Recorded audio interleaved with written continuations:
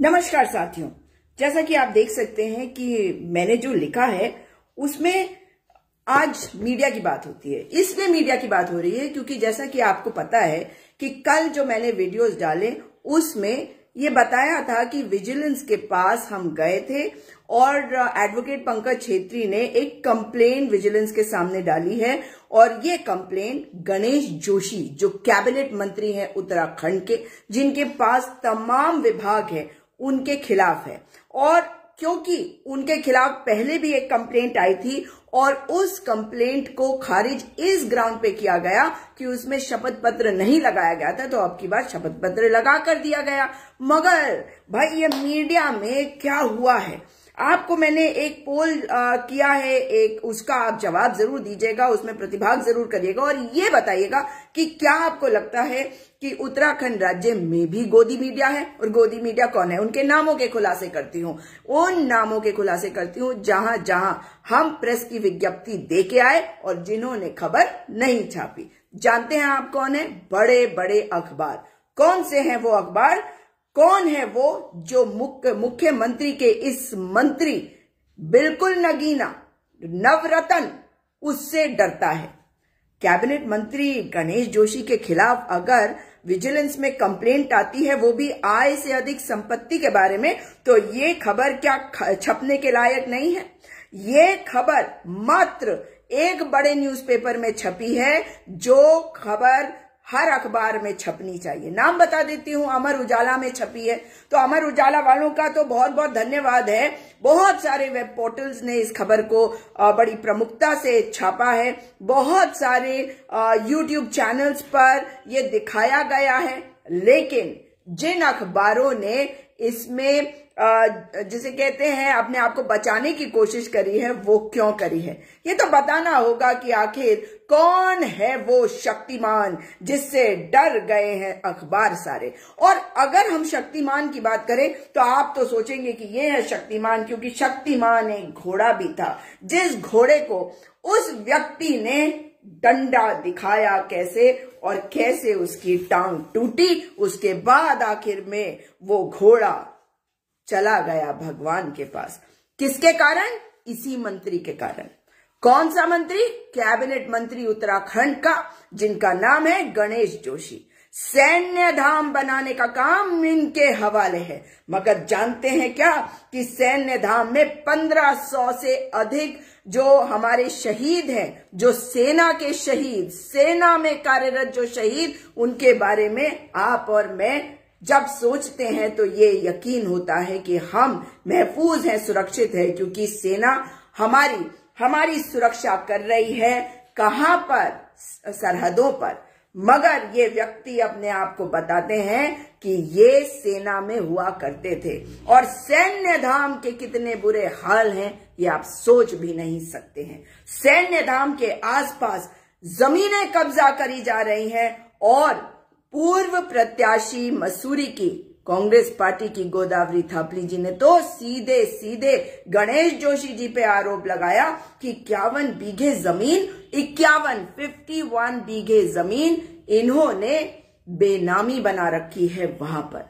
उसके बाद वहां पहुंचे पूर्व मुख्यमंत्री हरीश रावत जी। उन्होंने भी कहा कि ये अतिक्रमण क्या हो रखा है, मतलब सैन्य धाम के बगल में जो रिज है वहां पर जो अतिक्रमण है वो क्या है।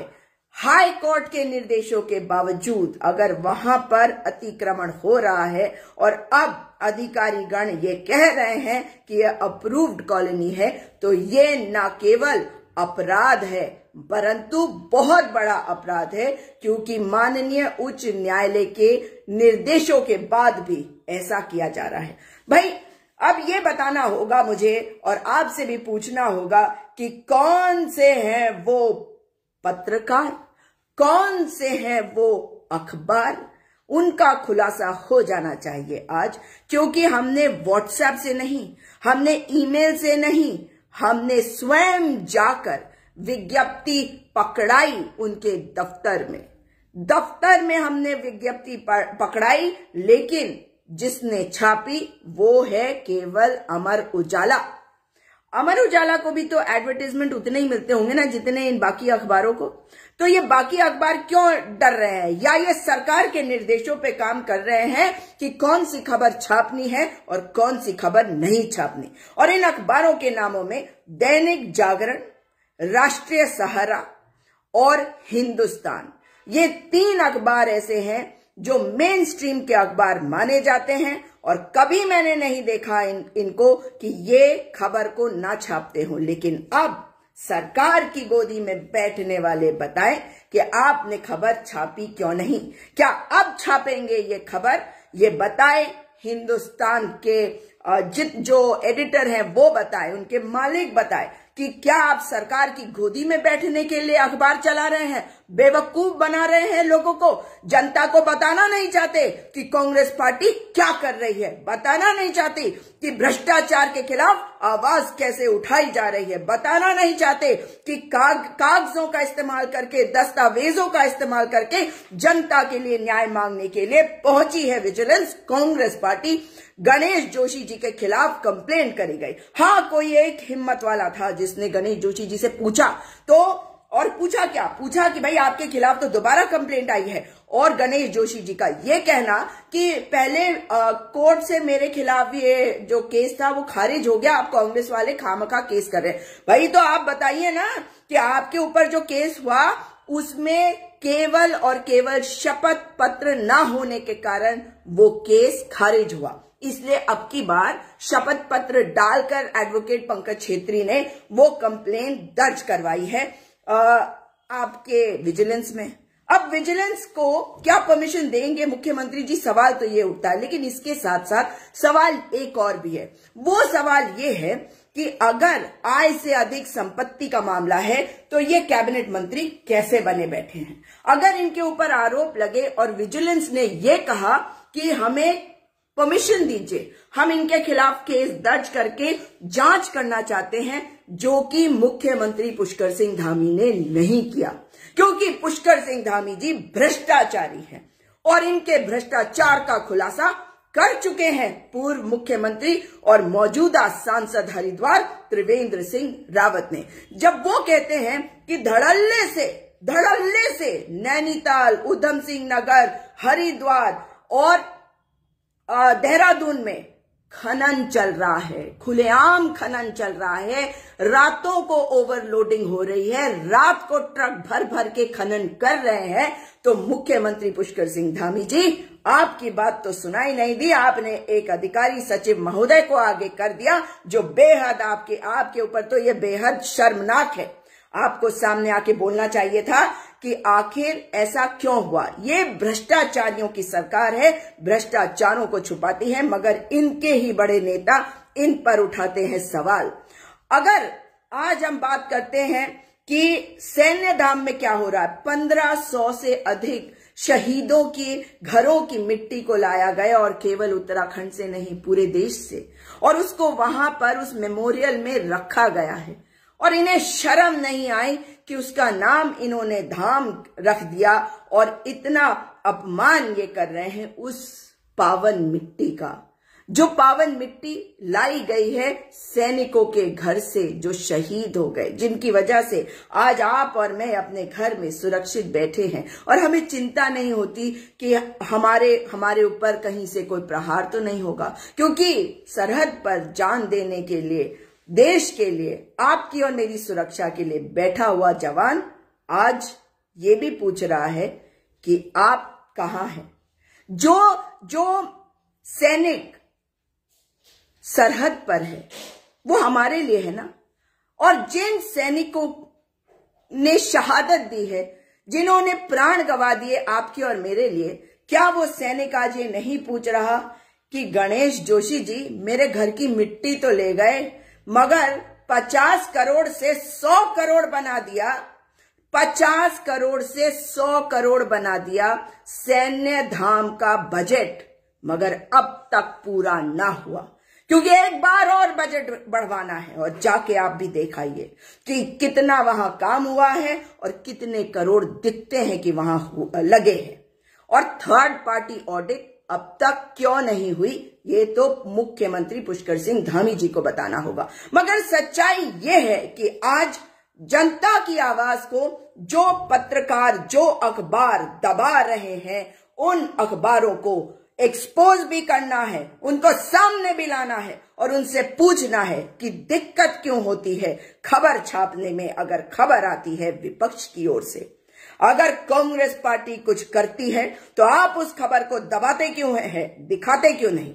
क्यों हिंदुस्तान ने, दैनिक जागरण ने और राष्ट्रीय सहारा, जहां पे हम पर्सनली देख के आए थे विज्ञप्ति, खबर पूरी की पूरी, उसमें वो पूरा पेटिशन लगाया था जो विजिलेंस में जमा किया गया है, मगर आपने खबर नहीं छापी। आप एडमिट करिए और बताइए जनता को कि आप सरकार की गोदी में बैठे हुए हैं, इसलिए आप खबर नहीं छापते।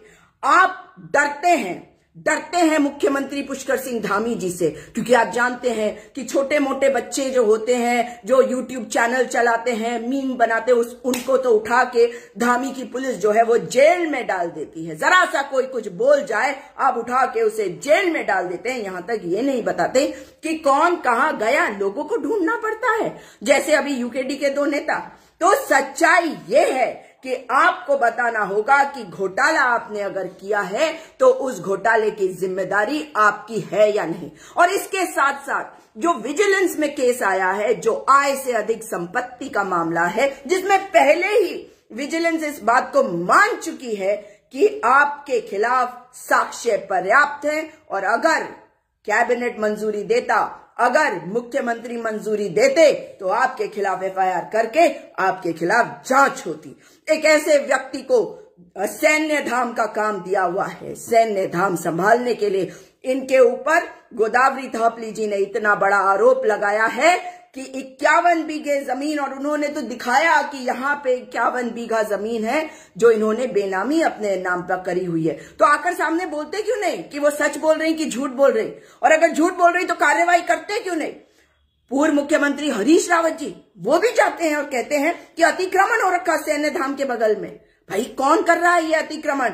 अगर सैनिक कल्याण मंत्रालय के मंत्री जी को नहीं पता है तो ये तो फिर आपका दुर्भाग्य है उत्तराखंड का कि ऐसा मंत्री आपको मिला है। लेकिन अगर इनके समय पर सैन्य धाम बन रहा है, सैन्य धाम के बगल में अतिक्रमण हो रखा है, तो क्या इनको इस्तीफा नहीं देना चाहिए? इस्तीफा तो देना चाहिए। और आय से अधिक संपत्ति के मामले में आपके खिलाफ कार्रवाई होनी चाहिए, क्योंकि ये वही मंत्री है जिन्होंने न केवल शक्तिमान पर किया था प्रहार, और उसमें से कहते फिरते हैं कि कोर्ट ने तो मुझे छोड़ दिया वगैरह, मगर एक पशु की जान गई, एक घोड़े की जान गई, उसे भूल नहीं सकते हम आपकी वो तस्वीर नहीं भूल सकते। और दूसरी बात, आपने जिस तरीके से पूर्व प्रधानमंत्रियों का अपमान किया, प्रधानमंत्री किसी पार्टी का नहीं होता, आपका प्रधानमंत्री तो सचमुच में आपकी पार्टी का है और किसी का नहीं। मेरा प्रधानमंत्री नहीं बन सका जो उसकी पार्टी में है आप, इसीलिए जो मेरी पार्टी के प्रधानमंत्री थे आप उन्हें अपना प्रधानमंत्री नहीं मानते। लेकिन तब आपकी बोलती नहीं खुलती थी, है ना?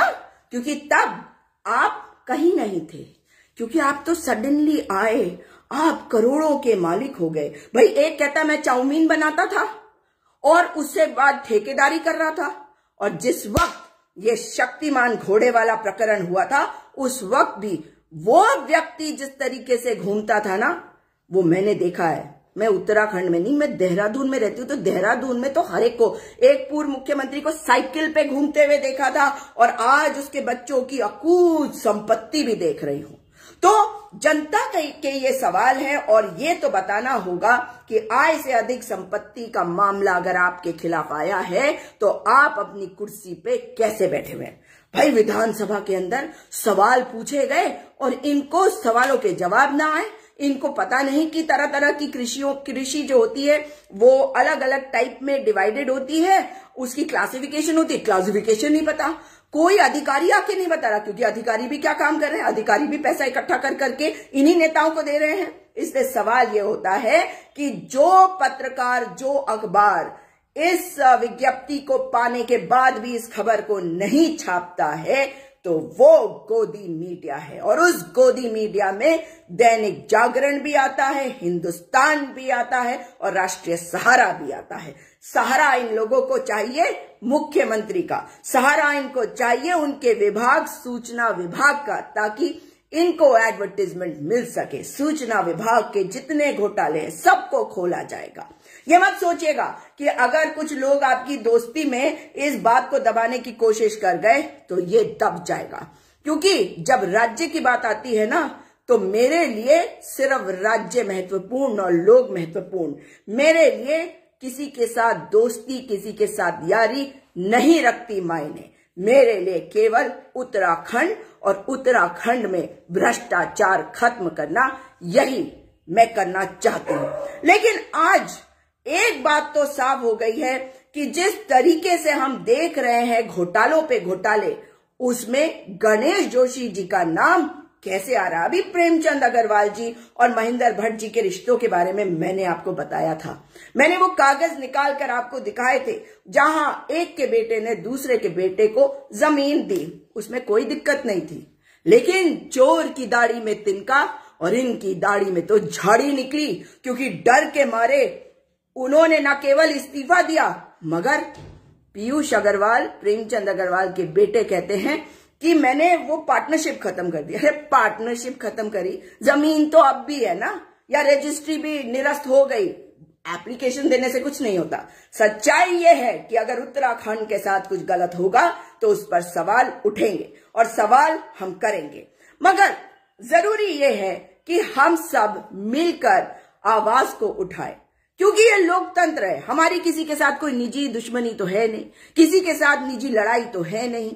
गांधी जी के दिखाए रास्ते पे चलते हुए लड़ी जाएगी ये लड़ाई, मगर बताए वो अखबार राष्ट्रीय सहारा, दैनिक जागरण, हिंदुस्तान कि आज फिर से आऊंगी आपके पास। क्या इस खबर को छापेंगे? क्या इस खबर को उसी प्रमुखता से छापेंगे जैसे अमर उजाला ने छापी, या छोटे छोटे वेब पोर्टल्स ने, जैसे स्वदेश न्यूज है, MKN है, और भी तमाम है, पहाड़ का पत्थर है, सबने प्रमुखता से इस खबर को छापा। उत्तराखंड हिमालय.in है, सबने छापा। आप लोगों को क्या दिक्कत हुई? सबसे ज्यादा सर्कुलेशन आपका है तो सबसे ज्यादा एडवर्टाइजमेंट भी आपको मिलता होगा सरकार का। इसलिए जनता पूछ रही है सवाल। इस वीडियो को अधिक से अधिक शेयर करिएगा। और आपने बिल्कुल कहा लहरी जी, बड़ा घोटाला हुआ है सैन्य धाम पे, उसमें चुप नहीं रहेगी जनता, और जनता की आवाज हम हैं। हम बोलेंगे आपकी बात, जो आप नहीं कह सकते उस बात को हम कहेंगे, इस लड़ाई को लड़ेंगे, मगर एक साथ रहना है, उत्तराखंडी बनके, भारतवासी बनके, प्यार मोहब्बत सौहार्द नहीं बिगड़ने देना है, क्योंकि भारतीय जनता पार्टी यही चाहती है, इसी से इनको फायदा होता है। लेकिन हम सब एक हैं और एक रहेंगे। इस वीडियो को शेयर अवश्य करिएगा। दोबारा आपसे मुलाकात होगी। नमस्कार, जय हिंद, जय उत्तराखंड।